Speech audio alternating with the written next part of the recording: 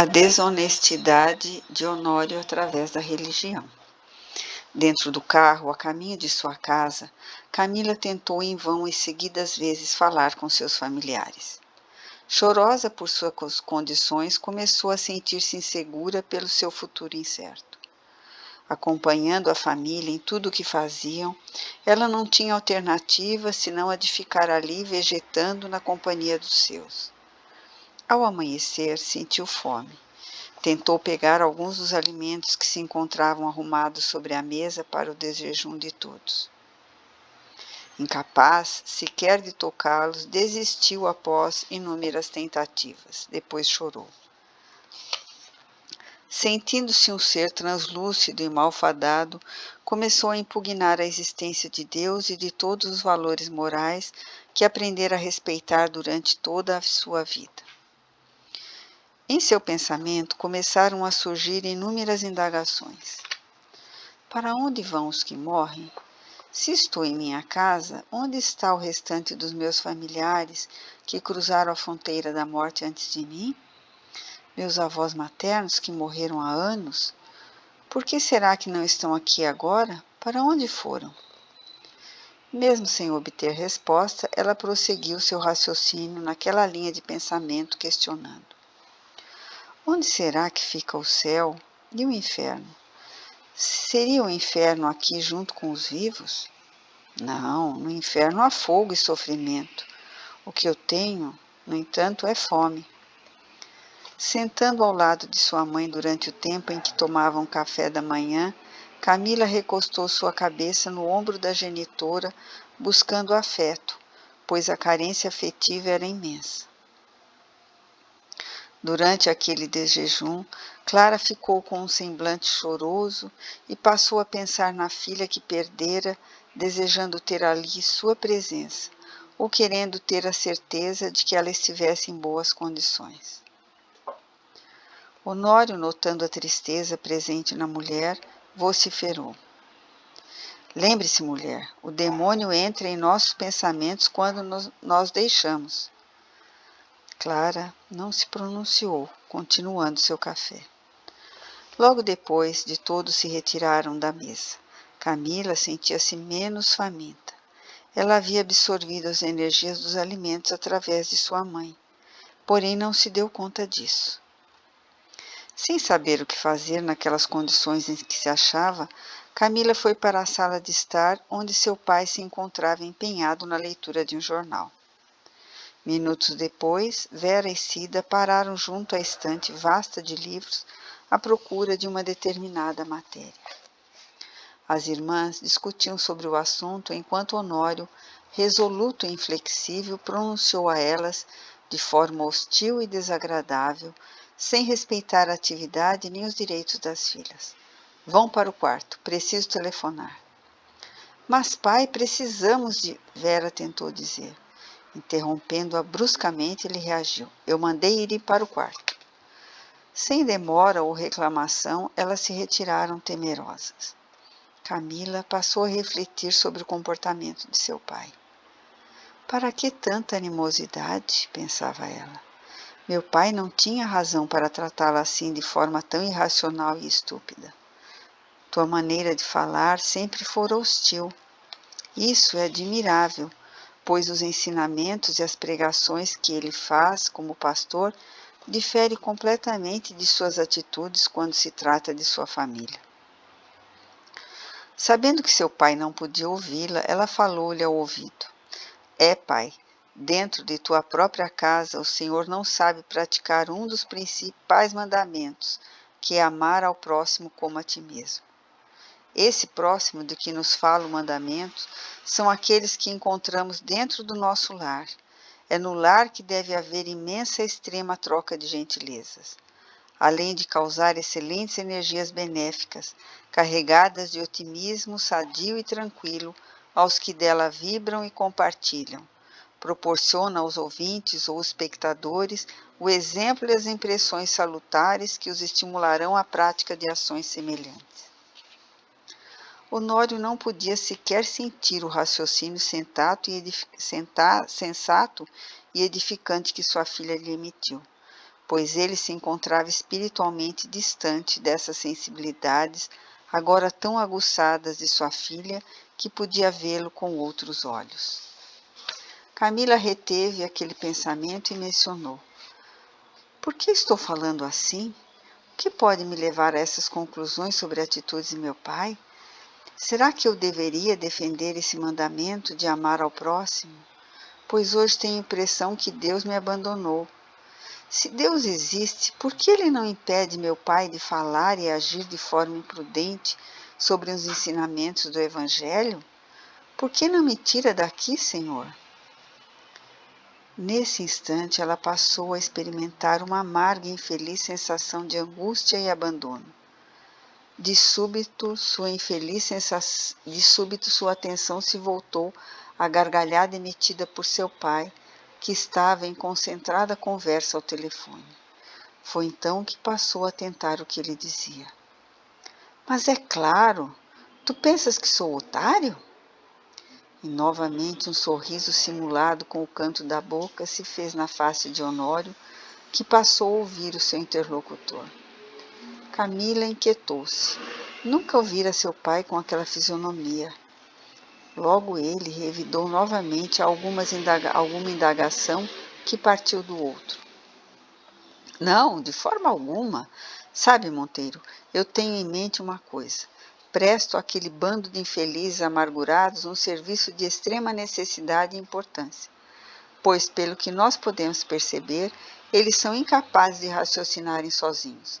São totalmente dependentes no sentido de palavra e fé.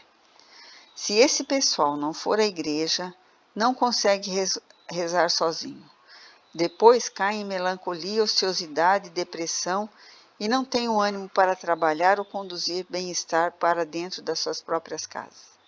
Eles não conseguem nada sozinhos, ao ponto de que quando vão aos cultos, depois de atentarem a algumas pregações, aos conselhos, às propostas que nós temos imenso trabalho de preparar e explicar a esses ignorantes, é que eles conseguem ganhar ânimo, força e energia que os revigoram.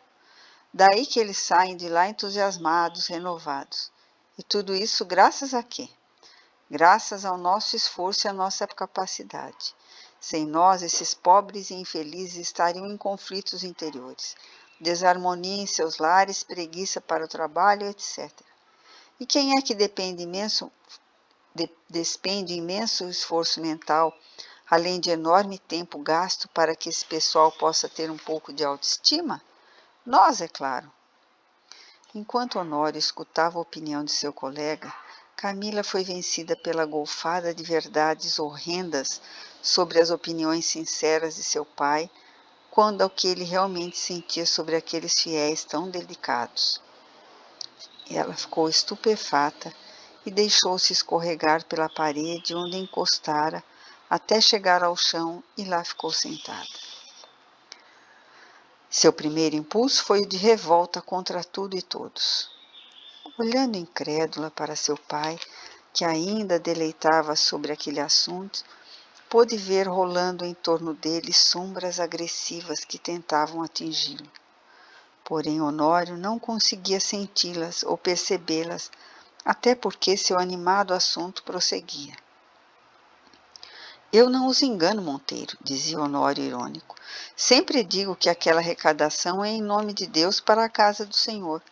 Eu não disse a ninguém que esse Senhor, no qual me refiro, é Deus, concorda? Esse Senhor sou eu. E novamente outra gargalhada se fez, mas logo Honório voltou a falar. As obras do Senhor são o término da construção da minha casa em Angra dos Reis. Sabe, Monteiro, veja bem, os médicos, dentistas, assistentes sociais e outros estudam para proporcionar saúde e bem-estar aos necessitados daquele serviço, certo? E quando nós precisamos de um deles, nós pagamos por isso, e bem caro. O nosso caso não é diferente. Nós temos de estudar e muito para realizar o nosso trabalho, que é o de proporcionar paz de espírito, calma, resignação, paciência, harmonia, compreensão e muito mais aos necessitados, aos desequilibrados, aos ébrios, aos doentes, entre outros que não conseguem sozinhos esse estado. Prestando esse serviço, que é árduo e tendo em vista a qualidade e o tipo de gente que nos procuram, nós nos desgastamos muito, nos empenhamos extremamente e por isso temos o direito a numerários ou salários, como qualquer outro profissional. Se o médico é excelente e cobra mais caro do que os outros por uma consulta, e se inúmeras pessoas desejam ser atendidas por ele, esses pacientes têm de pagar pelo que desejam ou o profissional não os atende. Nosso caso não é diferente. Se minha igreja está sempre cheia, é porque os frequentadores gostam do que encontram lá, e o que encontram é o que eu dou. Portanto, têm de pagar por tudo o que eles querem ter de mim, como pagam para qualquer outro profissional que lhes presta serviço. Sentada no chão com as pernas estendidas, Camila ficou ainda mais assombrada com o que ouvia. Sim, Monteiro, continuou Honório. Pretendo abrir outra igreja no Leblon ou na Tijuca. Breve pausa. Não, não estarei forçando nada. Eu confio na minha sutileza, no meu raciocínio rápido. Tu sabes, sou esperto. Não suportando mais ouvir a verdadeira opinião de seu pai quanto à religiosidade, na qual esclarecia com exatidão seu próprio caráter e sua verdadeira personalidade, Camila levantou-se e foi até o quarto onde estavam suas irmãs. Passa bastante pomada para que quando voltarmos o pai não veja que estamos vermelhas, dizia Vera. As irmãs se preparavam para ir à praia, sem que seu pai soubesse. Elas diriam que havia um trabalho escolar importante e que o fariam na casa de uma colega de escola. Quanta hipocrisia, disse Camila. Como somos falsos.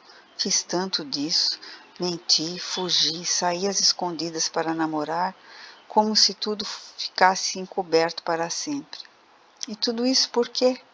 Depois de uma breve pausa, ela mesma respondeu.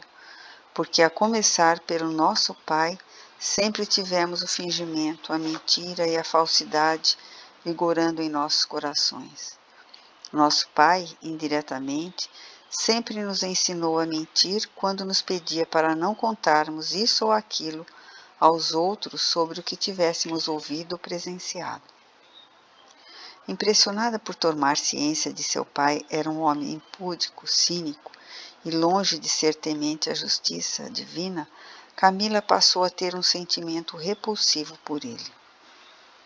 Voltando novamente à sala de visita, onde Honório ainda se encontrava, ela passou a experimentar um outro tipo de sentimento que divergia ao de pai e filha, ou a qualquer outro de laços sanguíneos.